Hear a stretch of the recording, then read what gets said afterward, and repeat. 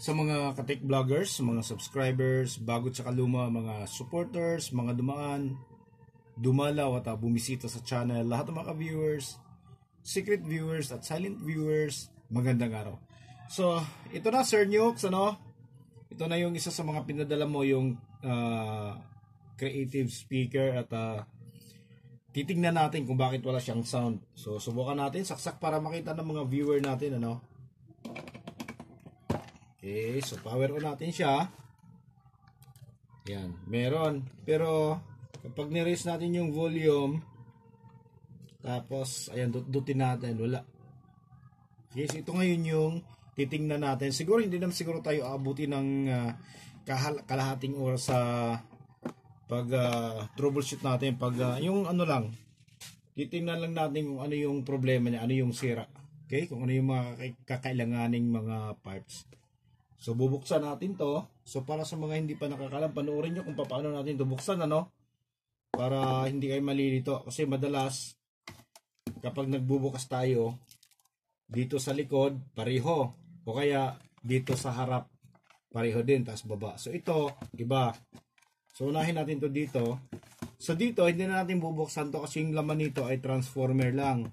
Nandito yung kanyang low frequency transformer, tapos nandito yung kanyang amplifier. Yung kanyang amplifier, tapos yung kanyang rectifier regulator circuit. Okay? So, bubuksan natin to, uunahin natin dito.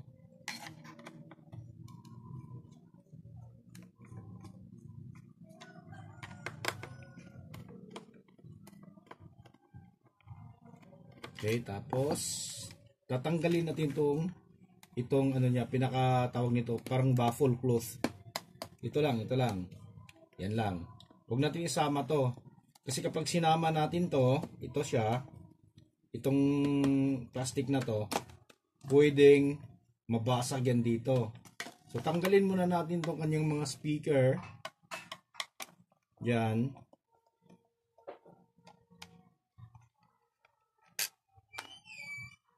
Itong mismong apat, tanggalin natin.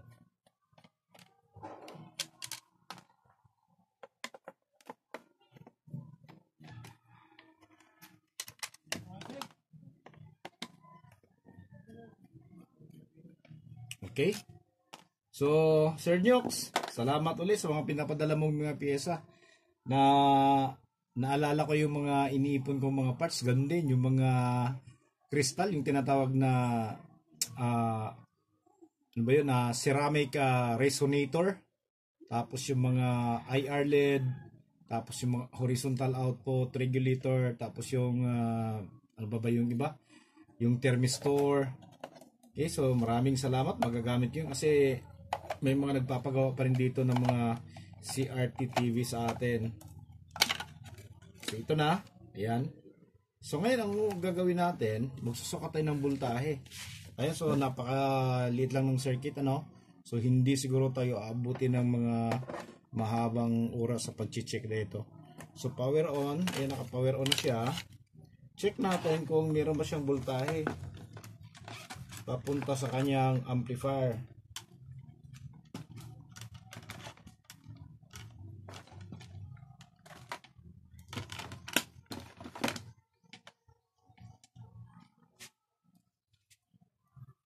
Okay, ganyanin natin para makita nyo. Check natin. So, saan ba nanggaling to? So, ito yung kanyang filter capacitor. Dito banda. And meron siyang 13 volts. So, hanapin natin kung saan papunta yung kanyang positive. Papunta sa kanyang amplifier. So, yan siya, ito. Yan.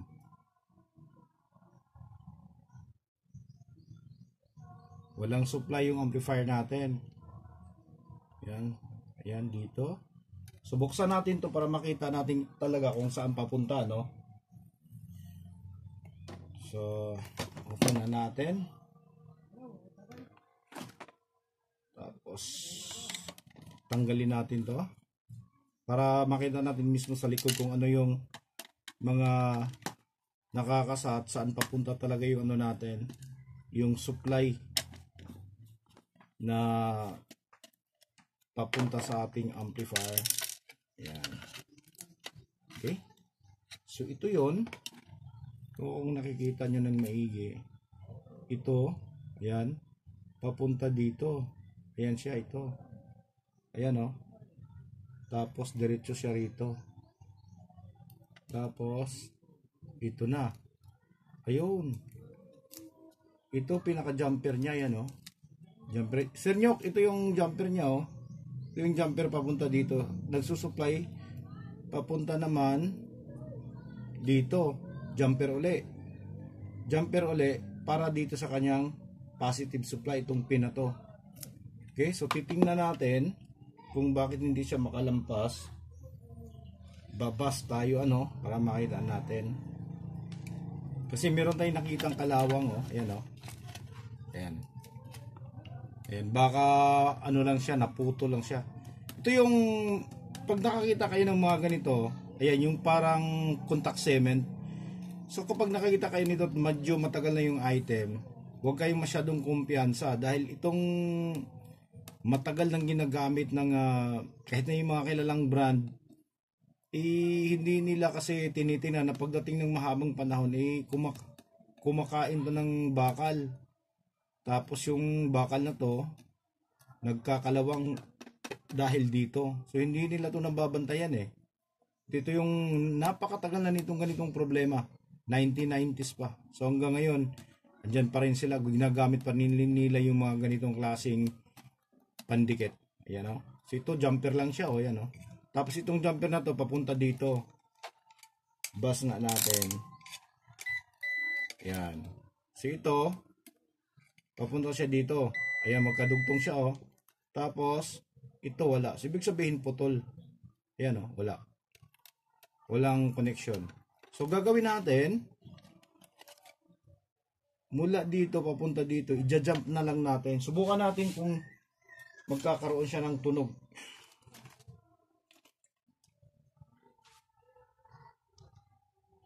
Saan yung ating ito? Yan. Try lang natin ano, baka may ibang problema pa.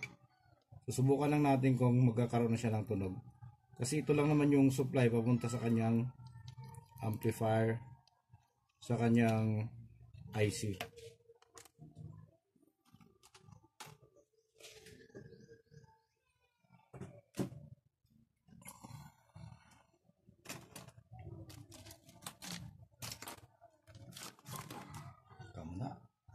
Hanap lang tayo ng wire ano na pwede natin gawing jumper.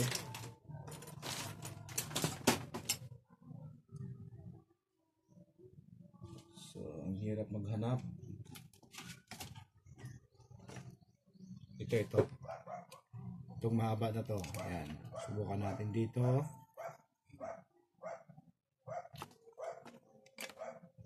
So ito, Sir Nyox, tingnan nyo ng maigi yung ginawa natin. Salamat sa pagtitiwala, no? Pinadala nyo sa atin. Pag nagawa naman natin to, ay pamimigay natin to, Sir Nyox. Para mapakinabangan naman sa iba. Ayan, so saksak natin siya. Ayun, tumunog na yung speaker niya. Bukan natin.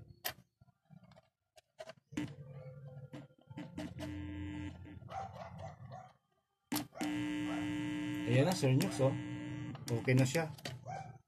So, volume natin. Subukan natin siya.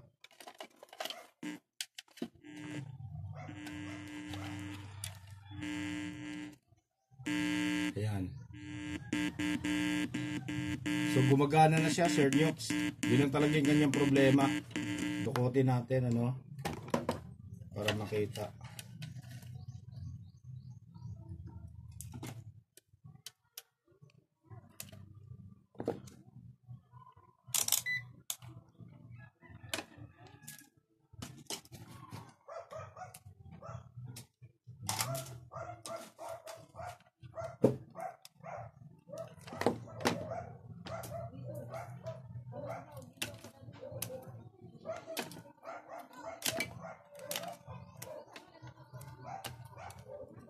Ayan siya, oh. Ayan. Yan ang maigi, oh. Wala na, oh. Putol na, oh. Ayan, oh. Kinain na ng kalawang. Ayan. Okay, so wala na siya. Ayan. Yun yung dahilan kung bakit walang tunog. Kasi yung chips natin, yung amplifier IC natin, ay wala ng supply. Mula siya dito. Ayan, mula dito, patawid dito. Okay, tapos jump naman papunta dito. So yun lang yung dahilan, Sir Nyox. Kaya ayan, ayos na. Ayos na yung ano natin. Ayos na yung pinadala mong speaker. Ayan. Ayan siya. Ayan, gumagana na yung dalawang channel. So hanggang dito na lang siguro tayo, no? Ayan, Sir Nyox. So maraming salamat. God bless at bye-bye.